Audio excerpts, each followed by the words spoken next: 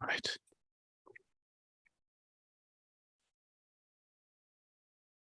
Bismillah ar-Rahman ar-Rahim. We carry on with Kitab al-Zakah. We had started with al-Zuru' wal-Thimar. Zuru' wal-Thimar, speaking about crops and fruits, your edible items. Who can remind me yesterday when we started off the bab, what did we say? So according to Imam Abu Hanifa, you must give zakah on everything. No, before that. We talked about how will We talked about what? balugh wal aql, and Yes, so tell me about those conditions. so how means the time lapse. So it Tell me what, explain to me like you're explaining to your own student. yes. So so no waiting for 1 year. The 1 year ownership. If you had to start teaching like this and you start with Bismillah ar-Rahman ar-Rahim, no waiting for 1 year. Yeah, and then No, you balugh can't wal start aql. like that. طيب عمر يلا ابدأ.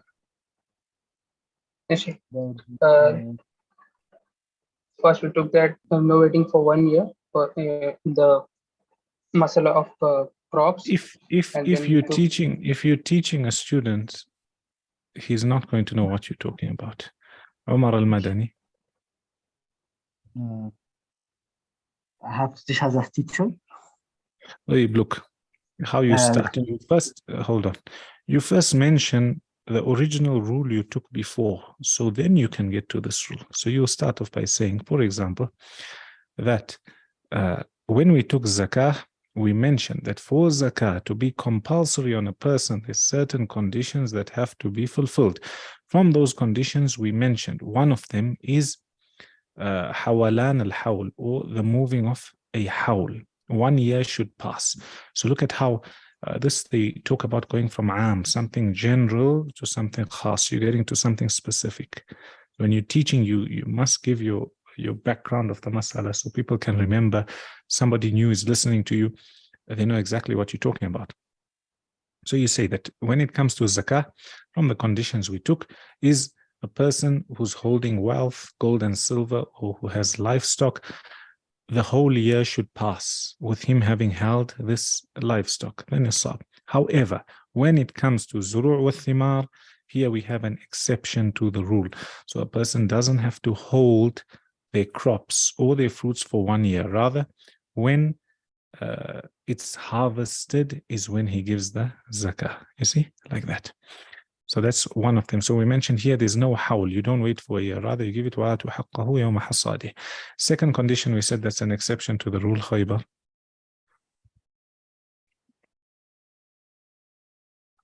Khaybar. Baligh and aqil doesn't apply. Yes, so we mentioned that according to the Hanafi madhab, that what do you mean doesn't apply? No, sorry.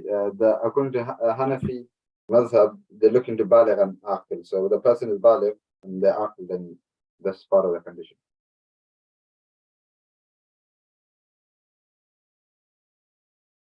Khaybar, you're not revising. Alam Gheer.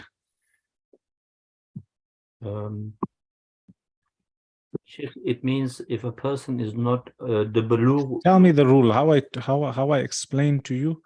Hawl explain to me taklif, bulugh wal aql. Yeah. In the Hanafi madhab, there is a there's one condition in zakat that if a person has not reached the age of bulugh wal aql, then the zakat doesn't apply. Age, bulugh is to do with the age. Aql is to do with sanity. Yeah, sanity. Yeah. So similarly, yes. So in the Hanafi madhab, the general rule is a person who is a child, or they insane, they don't have to pay zakah. So that's one of the conditions for a person to pay zakah, is that they have to have passed the age of puberty and they have to be sane. However, when it comes to this bab or this chapter, it's an exception to the rule. Regardless of who owns that farm, whether it's a young child or whether it's a person who's insane, you would still have to pay zakah. Right. So here it goes against the general rule in the Hanafi madhab. Right, next. Umar from India, tell us next masala. we said that there's no nisab in foods and crops. No, we didn't say when- this. Meaning according to the Imam Abu Hanifa. You guys are reading your notes that you took yesterday that you didn't go through today. Okay, we said في قليله وكثيره. طيب, Alam Gheer, explain to me better. Sheikh, regarding the Nasab, all the mazahib Explain to me like I'm a 5-year-old child who knows so one nothing. of the conditions for zakat, like a general condition, is Nasab. So in the chapter of Zunugh al-Thimar, except Imam Abu Hanifa, all other Aimas are they are unanimous that there's a Nisab, but Imam Abu Hanifa says that all products should be like it applies, zakat applies whatever you have. But his أحسنت. في students, قليله وكثير. أحسنت. yeah, his students, Imam Ahmad and Imam Yusuf says no, that there is a nisab which Imam is Muhammad, huh? Muhammad Imam ibn Hassan Ahmad. al-Shaybani. 300 sa'a is the nisab, Hold on. and So not don't- all products, but those which can be stored, for example. Hold on. So, like this. You have a general rule which you have to hold nisab. Imam Abu Hanifa says when it comes to zuru' wa thimar, there's no nisab. You pay zakah, whether you have a little bit of crop or a lot of crop, a little bit of fruit or a lot of fruit, a little bit of vegetables or a lot of vegetables, right? As for the other two imams in the madhab, Imam Abu Yusuf and Imam Muhammad, they say there is a nisab, there is a threshold that you have to reach. What's the threshold? Khamsat awsuq, right? That's the threshold. What's khamsat awsuq equal to? 1 wasaq is situna sa', okay? Situna sa'. So that would mean 60 times 5 is 300 sa'. So the minute a person reaches 300 sa', they've reached the threshold. We said 300 sa' is about 300 odd kgs. So according to the least amount of measure of a sa', where they say roughly a kg. Then where else do they differ? Do you pay zakah on everything that comes out of the earth or not? Imam Abu Hanifa, he says yes, everything. As for the two imams, they say, hold on, there's someone here in my yard, 1 second.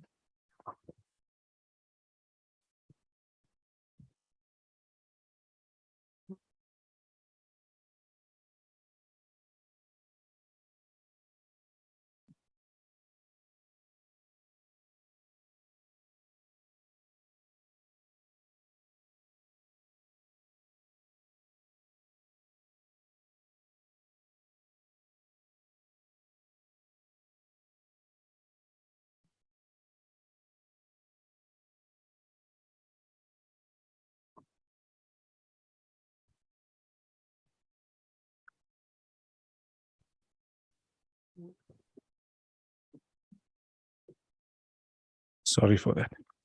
Carrying on, we said, when it comes to zakah, do you pay zakah on everything that comes out of the earth or not? Imam Abu Hanifa is of that opinion. Imam Abu Yusuf and Imam Muhammad, they say that you pay zakah on those crops or those foodstuffs, those fruits that are able to remain for the year without being treated, i.e. they don't go bad. So that's dates, for example, wheat, barley, things like that.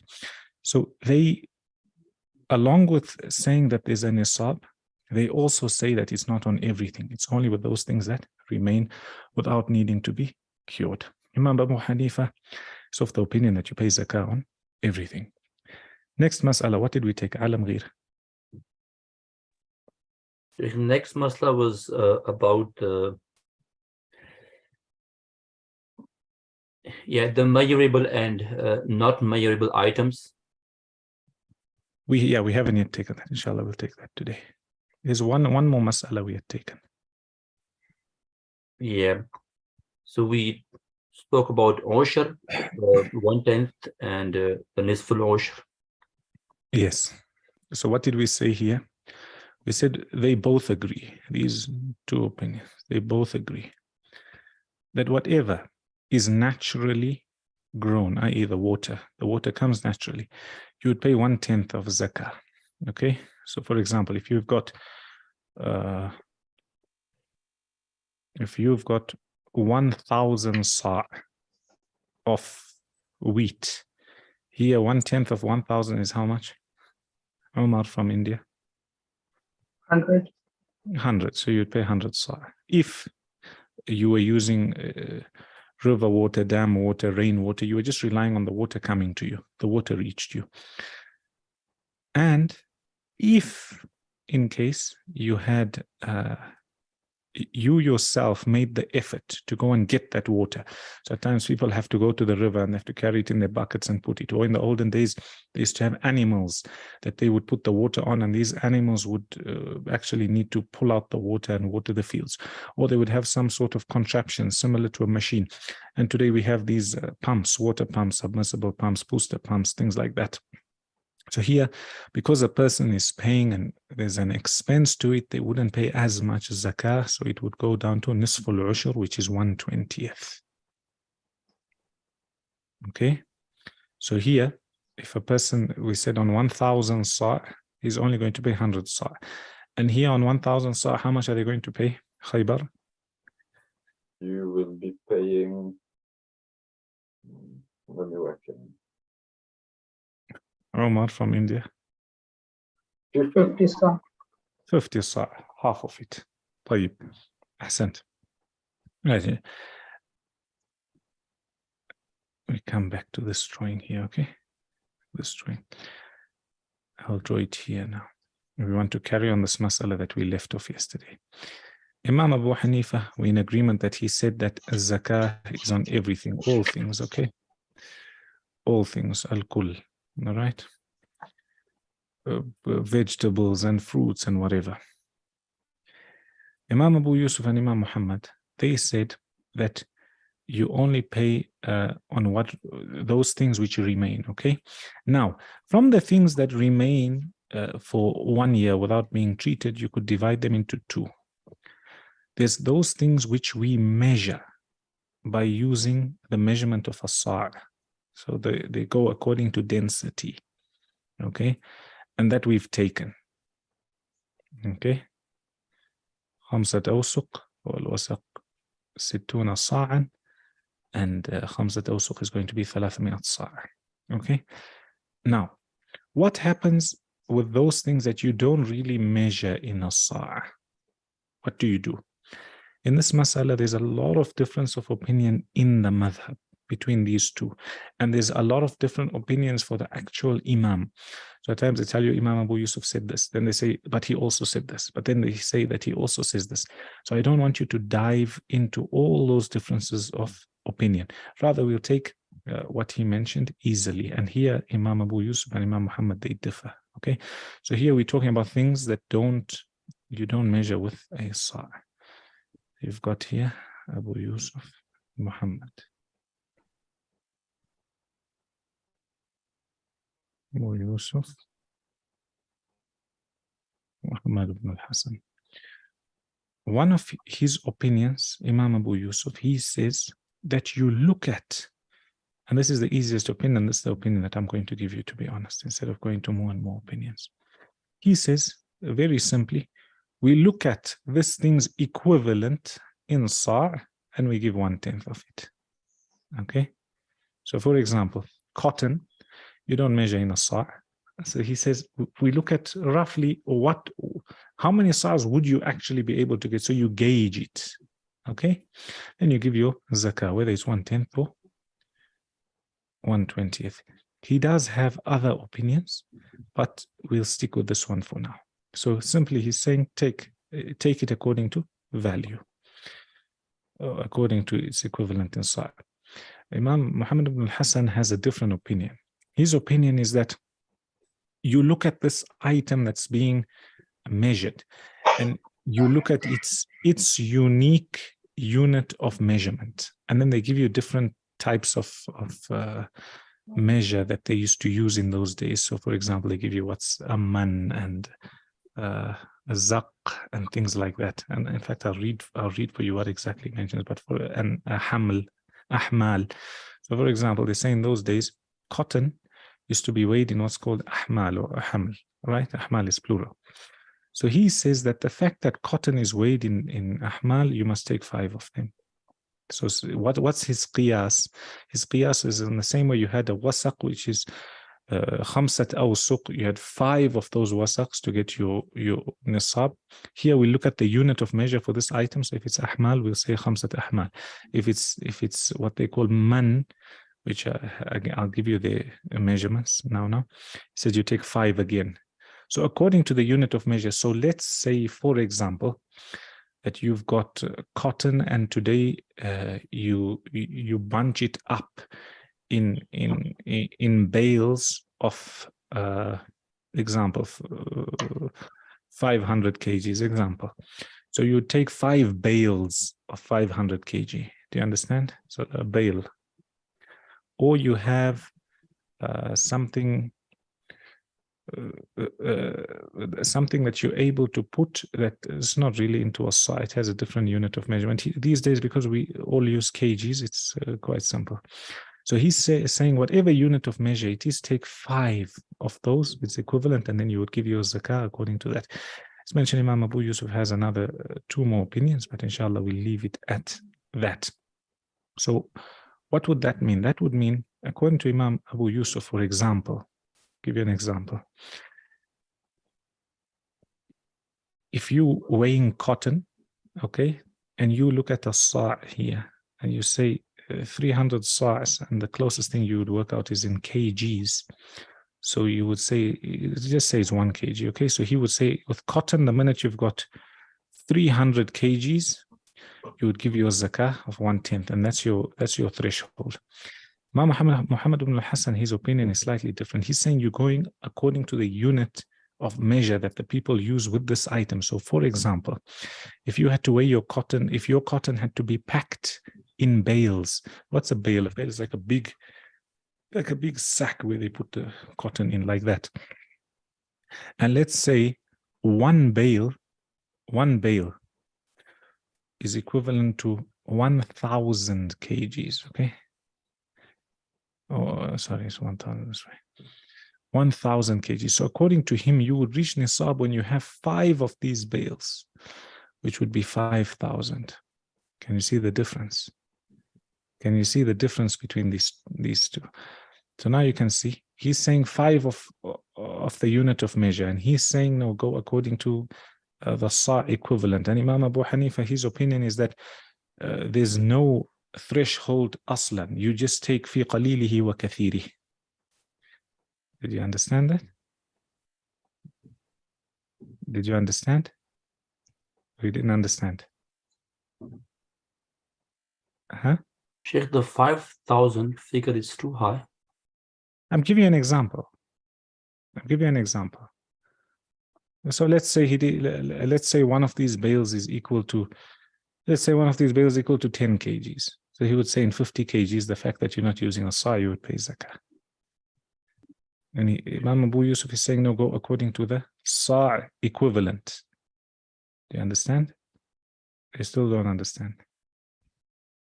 Yani Imam Abu Yusuf says equivalent to sa', and Imam Muhammad says a different measurement according to the actual item. So things are measured differently, and they give you an example of what's ahmal and amnan and things like that. All different measurements.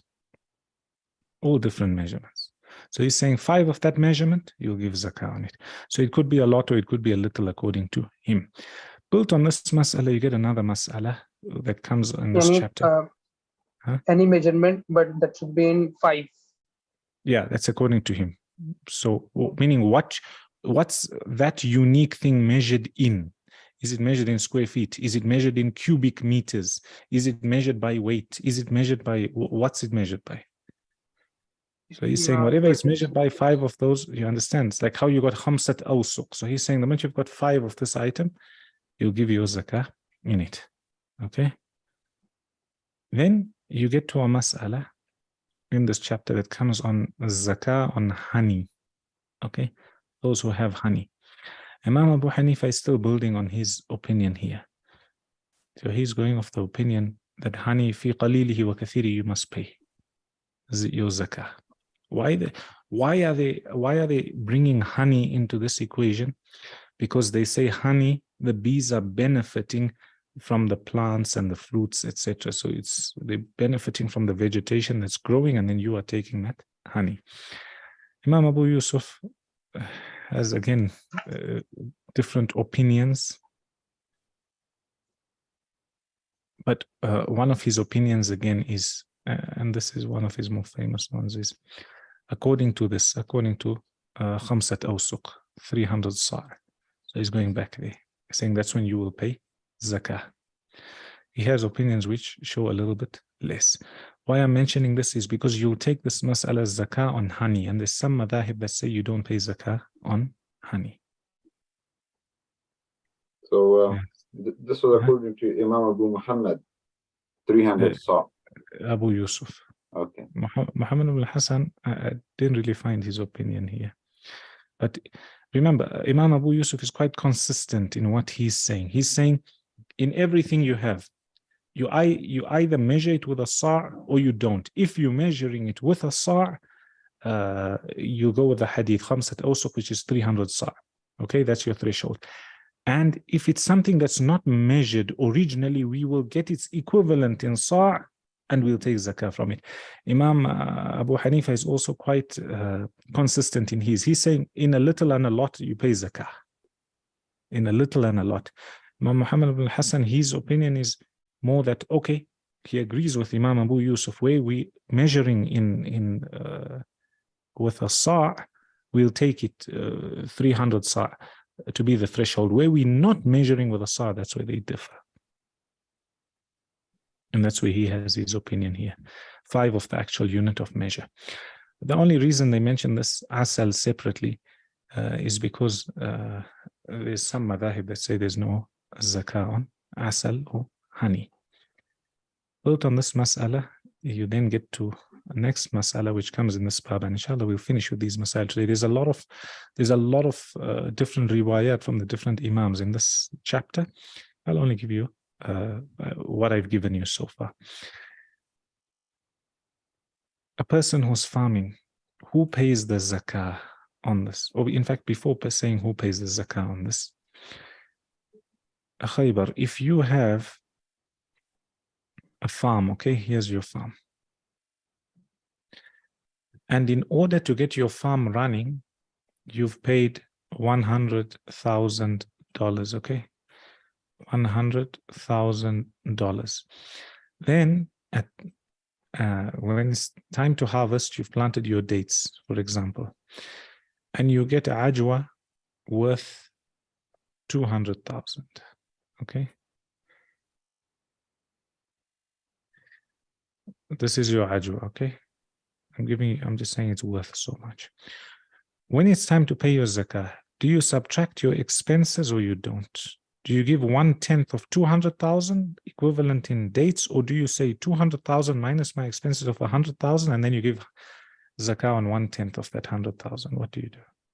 I would pay zakah on. No, 200. I'm not saying. I'm saying, what would, if somebody asks you, Sheikh Khaybar, what do I do? What's the religious ruling here? Because I would say 1/20th of 200. No, let's say let's say he's benefiting from rain, for example. We're not talking about the fact that he's got his own machines, okay? Let's say your dates, mashallah, you live in a place where the rain is good, you don't have to worry about water. So your zakah is definitely going to be in 1/10. I'm saying, are you going to take these are all your dates. This big warehouse is full of dates. But in order to get that warehouse, you had to pay 100,000. Okay, this is an expense. Let's say you borrowed money, example, and leave borrowed money. Let's say you had money and you put it into your business, into your farm. After that, you've got dates, mashallah, worth 200,000. If you remember, when we were taking some of the conditions of gold and silver, what did we say about debt? What did we say about what you owe? You look at what you have and what you are owing to others, and you subtract that and you pay your zakah on the top. What's remaining? Zakah al-fadil. إذا كان نصابا. What do you do here? You've got dates worth 200,000. So the Somebody value comes of the and asks, dates minus the cost, I'll pay zakah on that. another answer. The 1/10 of it. Alam Gheer, do you have a different answer? Sheikh, 100K was expense, gains 200K, profit is 100K, so it should be paid on 100K. No, so because you guys haven't taken this masala, so you don't know it. Here, and they give you the reasoning for this. Here he pays zakah on everything that he grows. He doesn't look at expense. Why? Because obviously from the ayah in the Quran, Allah is saying, whatever you harvest, you give zakah on it. Okay? And another reason they mention in the books of fiqh is it's already been made easy for him. He's been given a discount if, for example, he's got his own water, he has his own pumps, etc. He's already gone down to 1/20th, for example, or he's only paying 1/10. So we cannot give him a discount twice. We cannot give him a discount twice. Whereas in monetary terms, we're talking about something completely different. So here, when it comes to farming, the simple rule is everything that grows, as long as it's reached the threshold according to the other two, he gives zakah on it. You don't minus your expense. So you don't get a double tax break, so to say. Even though zakah is an act of worship, but just so you understand it. So here, you would pay your zakah on this 200,000. Why? Because you're giving the fruit. You give the actual fruit. You can't give the qima according to the Hanafi madhab. And at the same time, this is what you harvested. You harvested all this. And Allah didn't ask you for much. And if you used your own water, your own pump, your own wells, etc., He's already given you a discount. There you go. Instead of 1/10, you're going down to 1/20th. And even if you're not using that and you're on 1/10, He's the one who gave you the water from the sky, and He's the one who gave you the land, and He's the one who gave you the crop. Did you understand? Yeah, Sheikh, 1/10 you said, but if he has the warehouse, then it's still like a cost. So why it shouldn't be 1/20th? No, because it's got nothing to do with his water. Okay. Otherwise, there's all costs. There's costs for workers working on the farm. There's a cost for the tractor that he has to buy if he needs one. There's a cost for the fuel that goes into the tractor. There's a cost for electricity he pays. Here we talking, your zakah in this chapter is mainly talking about the water, whether you fluctuate between 1/10 or 1/20th or in between that. It's talking about the water. Where does the water come from? And are you making an effort to get that water? I.e., how big of an effort are you making? After that, you get to last masala I want to touch on today is if you've got somebody who had a piece of land and he rented it. So you've got this piece of land, okay? Let's say I have this piece of land, I rent it to Khaybar, and he grows dates. At the end of the year, he's come out with 1,000 sa'. He has to pay zakah on it. This fruit grew on my land. I am going to benefit when it comes to the wealth also. He's going to pay me rent, etc. Who pays the zakah on this fruit from the land? Is it the owner of the land? Do I pay zakah on it because I own the land? Or is it Khaybar that will pay the zakah of this fruit because he's renting the land? Again, two opinions in the Hanafi madhab.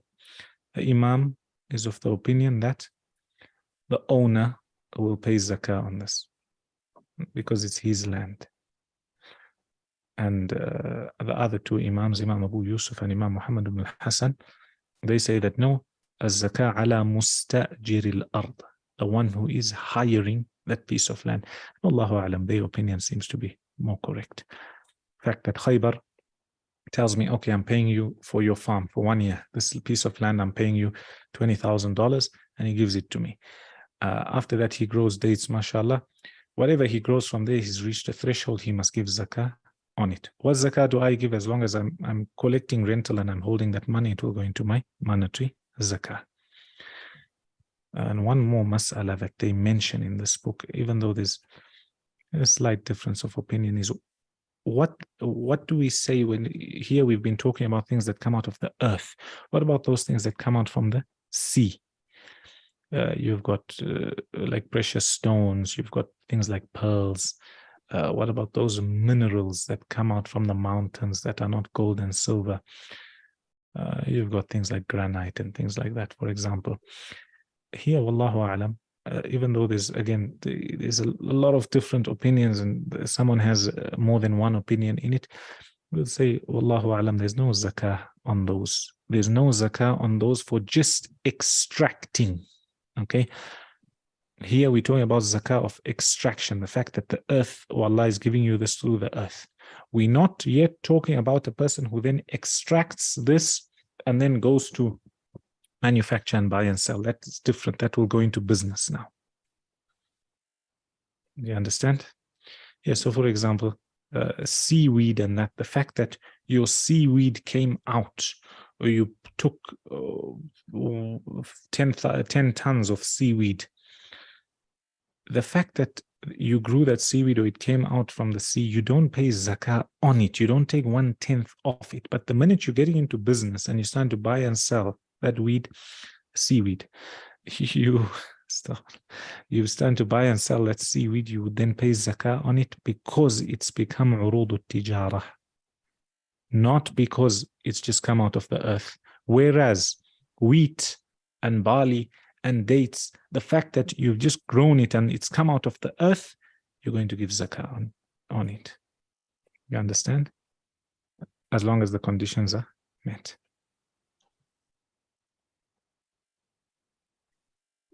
Sheikh, Hello? even if it's for your own benefit, you plant crops for yourself, let's say grapes for yourself, for your family to benefit from it, you still have to give zakah on it? According to Imam Abu Hanifa, a little and a lot. And according to the others, if you reach the threshold. Now, if you look at the threshold and somebody who's subsistence farming, was just farming for themselves, they generally don't meet that threshold. Generally. You're going to keep one ton of dates for yourself? I don't think so. 500 kgs of dates for yourself? Tough one. I don't think so. If the dates are more than, call it 300 kg, then you pay nifab. Then you pay zakah. Yeah, depending on what we work out a sa' to be. If you work out a sa' to be the minimum, which is about 300 odd kgs, 400 kgs, you would pay zakah on it, but you wouldn't be paying a lot of zakah. How much would you pay? Tell me. 10%, so of 330 30 kg. 30 kgs. So you have roughly 300 kgs, you would pay 30 kg. You would pay one of those date boxes. If you have 500 kg, you pay 110. Okay, I get it. Yeah, you understand. And also here, we're talking in kgs to make it easy. Otherwise, some dates are heavier than others. Hence, you always go with a sa'. You always go with density. That's why when people measure, and that's another interesting masala, it will come up. When people measure, especially the sadaqatul fitr, and they say, okay, if you must give 2 kgs of the staple food of your country, those who are giving out in actual crop or food. A slight problem arises with that is, do you look at the value or do you look at the weight? So for example, if they say give 2 kgs of something heavy, let's say you've got maize meal, 2 kgs of that compared to 2 kgs of rice, which is a little bit lighter. Do you understand? Yeah. So something that's very heavy, you're giving 2 kgs, but it's only going to be this much. But originally, if you want to be 100% correct, you have to go with the sa'. So according to the density, how much does it fill? So your thing that's heavy, you might need 4 sa'as to fill it, for example, or 3.5 sa'. You might need 5 sa' to fill it, to reach your threshold. You understand? Yeah. To get the weight, it's of that equivalent, and some maybe a little bit less, but generally it's something very small. So like I know people who, when they're giving, here we have a maize meal, they take the maize and it's crushed and they put it. So if you take four muds, you get 1 sa'. I've measured it. You come to about a kg and a little bit, but they'll tell you give 2 kgs. And we'll take a slight difference in measurement of a sa'. There's those who say no, sa' is only, for example, 1 kg, and there's those who go all the way up to like 3.5 kgs. Okay. So obviously, when you're giving your sadaqah here, sadaqatul fitr, according to this opinion, you're going to be giving 3.5 kgs. And according to this opinion, you're going to be giving 1 kg, big difference. And it then boils down to making a ghusl, for example. Say the Messenger Sallallahu Alaihi Wasallam made ghusl with 1 sa'. Do you say it was roughly 1 liter, or do you say it's 3.5 liters? According to your measurement of the sa'. But as impossible as it seems to make a wudu from a mud, كان النبي صلى الله عليه وسلم, the Messenger صلى الله عليه وسلم would make wudu with a mud, and he would make ghusl with a sa'. Okay. Now, what's a mud? A mud is 1 handful of water like this, and you look at its measurement. So it's like your about 200 milliliter of water. 200 mils is that small bottle of drinking water, even less than that. I used to think it to be impossible to make wudu like that, but then when you're forced to, you're able to make wudu in that. So when we used to be in Al-Haram, in Makkah Haram especially, last 10 nights of Ramadan, and you find it's hard to go in and go out because they close the doors. There's so many people. So somebody who's going to go out to make wudu, for example, you'll be stuck outside for the next 3 or 4 hours. So everybody generally makes wudu from the coolers nearby. There's coolers everywhere. The glass is this size, and you can make wudu from that glass. That glass, 1 or 1.5 of it, I've made wudu many times from that. And you'll find when you're forced to, you're able to make wudu. Also, when making wudu, washing 3 times is sunnah, except the head. 1 time is fard. 1 time, so if you wash your face once, hands up to the elbows once, your wiping of the head is only once, obviously, and your feet once, your wudu is still counted. The Messenger Sallallahu Alaihi Wasallam, he made wudu once and twice and thrice, but not more than 3 times. Can we do more than 3? No, you can't do more than 3. So somebody wants to wash his hands up to the elbows 4 times. No, you're going against the sunnah. Any questions? You guys understand all these masail? You didn't understand. Sheikh, one question regarding the Mustajar and Muajjar. So the farmland owned by the Muajjar, I think he will pay the 2.5% zakah because he has nothing to do on rental money that he's getting. If he holds it for so long, he'll pay on that. He'll pay on that. And remember, this whole chapter, we're talking about what comes out of the earth, what the earth is giving you. You're going mining, for example. There's people who mine precious metals, platinum and zinc and things like that. The fact that those things are coming from the earth, granite, do you pay zakah 1/10 of what you're mining? The answer is no. Here we're talking about crops. Crops you pay zakah, etc. Foodstuffs. We carry on. Bismillah ar-Rahman ar-Rahim. Say اقرأ الكلمات والنص. Read the words and the nas that's there. ثم اكتب الكلمات في الفراغات. Then put these words in the gap. طيب عالم غير start off. بسم الله الرحمن الرحيم. هل تحب القراءة؟ هل لديك مكتبة في البيت؟ ماذا تقرأ من الكتب؟ كم ساعة تقرأ في اليوم؟ هل في بيتك مكتبة؟ كم ساعة تشاهد التلفاز في اليوم؟ هل تفضل القراءة أم التلفاز؟ ماذا تفعل أيام العطلة؟ I hope you understood everything that you read. You understood what you read? Alam Gheer? I think it's very easy, yeah, but I don't know about Yeah. other people. You and Khaybar, this is your level, so you would understand. Khaybar, next. بسم الله الرحمن الرحيم. لي 3 هوايات.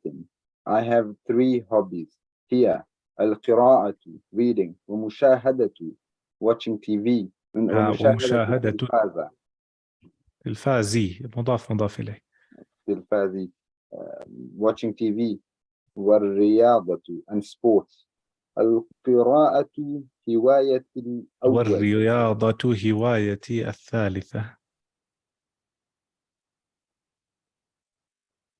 القراءة هوايتي الأول. وهي قراءة. الرياضة. You're reading from a different book or you're reading from my book? But after that, القراءة. Oh, you're on the top here. القراءة, huh? Yeah. Okay.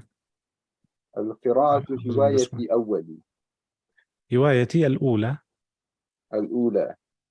ومشاهدة التلفاز هوايتي القدم. هوايتي, which one from the orange? It says الأولى, it's talking about the first. So now what should it be? الثانية. الثانية. هوايتي هواية كمان هوايتي الثانية. carry on. والرياضة هوايتي الثالثة. في بيتي مكتبة كبيرة. In my house there is a big library.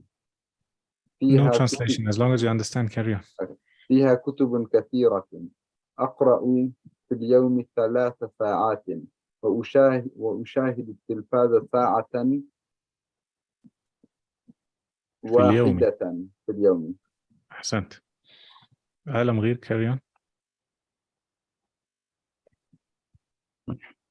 أحب السباحة وكرة القدم وأذهب إلى شاطئ البحر 3 أيام في الأسبوع للسباحة.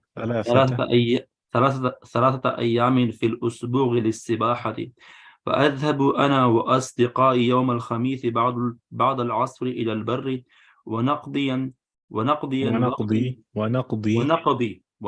وقتا جميلا هناك.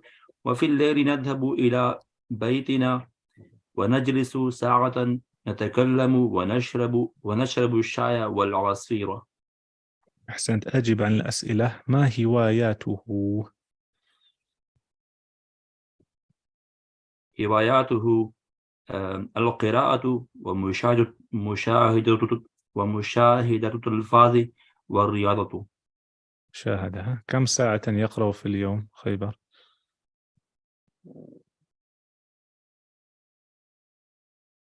أقرأ في اليوم 3 ساعات. كم ساعة يقرأ هو؟ ها؟ How do you understand? How do you answer? You said I read. أو يقرأ. أحسنت. يقرأ في اليوم 3 ساعات. أحسنت. طيب كم ساعة يشاهد التلفاز على مغير؟ يشاهد التلفاز ساعة واحدة. كم يوما يذهب إلى شاطئ البحر؟ يذهب إلى شاطئ البحر 3 أيام في الأسبوع. 3 أيام. أحسنت. That's a good life. Go 3 times a week to the beach. متى يذهب مع أصدقائه إلى البر؟ خيبر. يذهب وأصدقاؤه يذهب مع أصدقائه إلى البر يوم الخميس بعد العصر. أحسنت. يوم الخميس. One question, yeah. in the second paragraph, can we say al-qira'atu hiwayati al-ula? Can we join the No. ya with alif? No, because al-qira'a is one. You're saying reading is my hobbies or reading is my hobby. One. Then you've got a writing exercise, صل بين الحروف صاد حاء فاء صل, writing exercise. اكتب again الكلمات تحت الصور. So according to the picture you're going to write. Khaybar, what's the first one? Stamp. So مجل علم غير.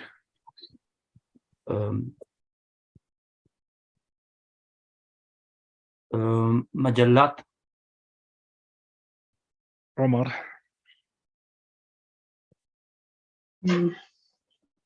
جميع توابي. أحسن طوابع. Next one. This one next to it. Newspaper. صحف. أحسن. Next one.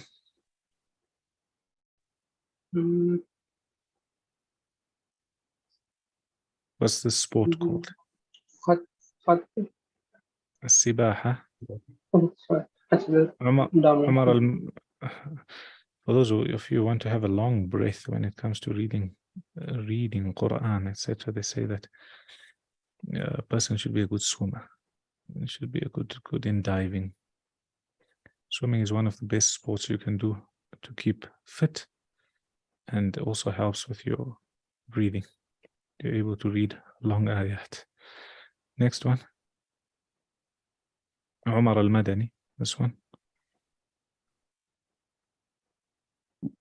I think so it is مجلات. No. This one looks like a showroom. It is عمار. معرض. Khaybar. Next one. Calligraphy. Khaybar. خط. And next one is numbers. معرض 70. 70. And next one. طيار. And last one. مجلات. أحسنت. And you've got here صل بين كل كلمتين لتصبح تعبيرا. They're saying join between the two so you can get like a sentence, an expression. So you got كتب الهوايات. So you've got here والآن اكتب التعبيرات. So here they're teaching you مضاف مضاف إليه, and you're also joining between what makes sense here. So you've got كتب. What goes with كتب? عالم غير. كتب عربية. No. كتب إسلامية. إسلامية. إسلامية. كتب العلوم.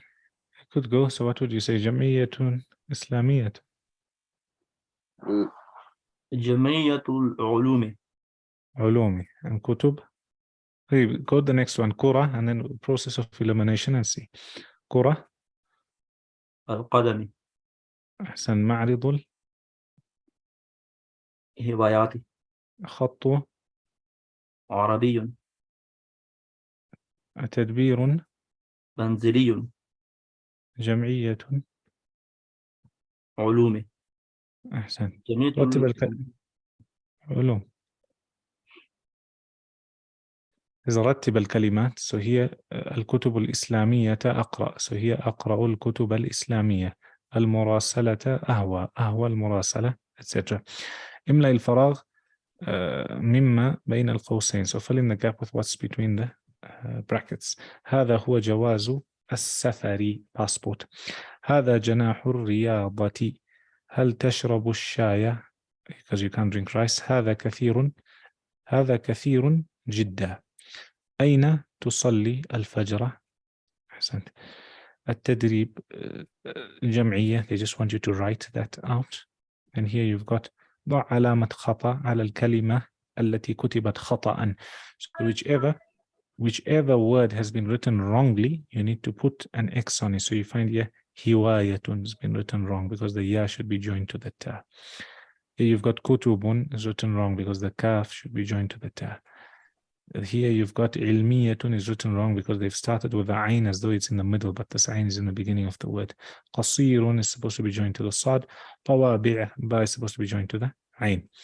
اكتب الكلمة الصحيحة في الفراغ مستعينا بالصور. It's saying write the correct word, getting help from the pictures in space. لا أريد الكثير أريد. They're teaching a few opposites also. خيبر لا أريد الكثير أريد قليلا. أريد أريد القليل. قليلا. القليل. You got ألف لام there. Next one خيبر هذا ثوب طويل أريد الثوب صغير. صغيرة. الثوب الصغير. Yeah, but you're not reading with the ألف لام. طيب علم غير هذا كبير وهذا قصير. طويل is tall and قصير is short, and كبير is big and صغير is small. هذا صغير. الشاي حار والماء بارد. هذا غال وهذا رخيص. cheap. السرير الكبير قريب والصغير big bed is close. بعيد. أحسن.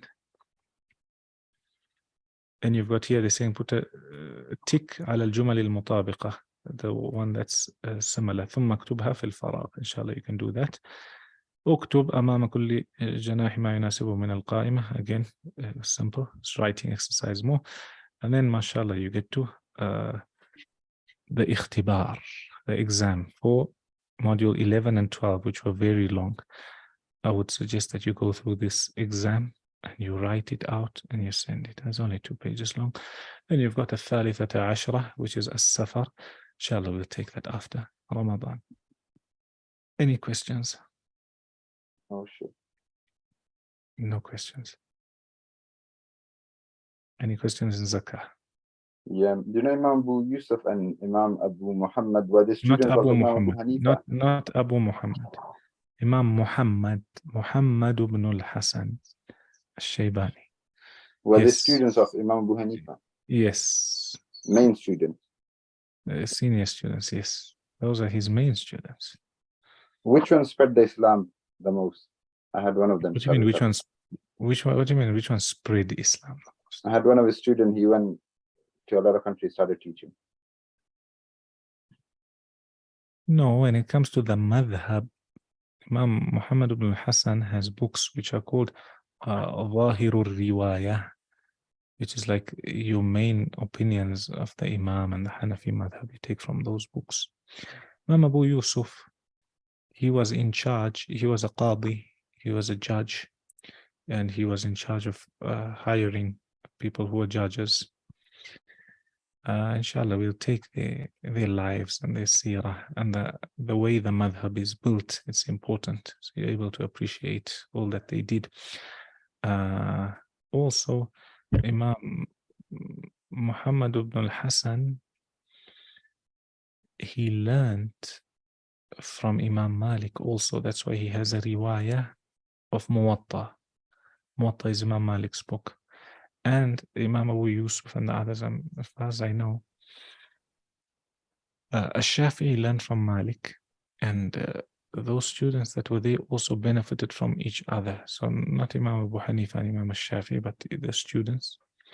And Imam Ahmad ibn Hanbal, he also benefited from Ash-Shafi'i a lot, Imam Ash-Shafi'i. So you find generally it was closely knit. The madhahib are connected. But as we mentioned, different places, different countries, different intellect, something evolves over time. You find that they had then their own opinions. Imam Shafi was the student of one of Imam Abu Hanifa's students. Yes. Which one was he? Find out and come and tell us.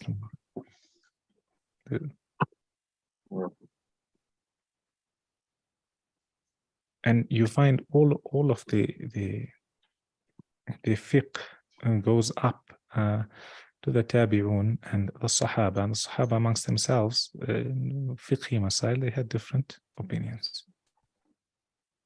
One question. in your opinion, what is the most, or the compact madhab in your opinion? Which is Compact. like, which encompasses like a lot. What do you mean compact?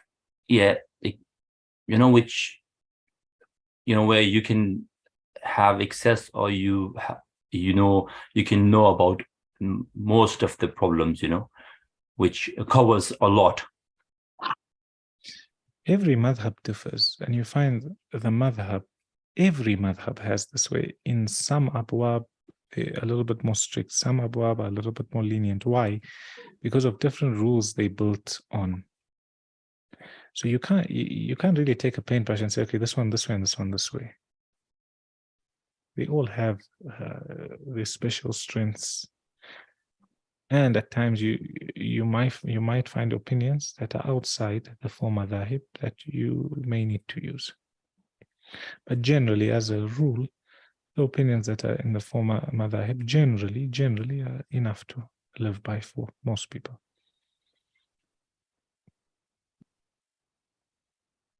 Any other questions with what we've taken so far?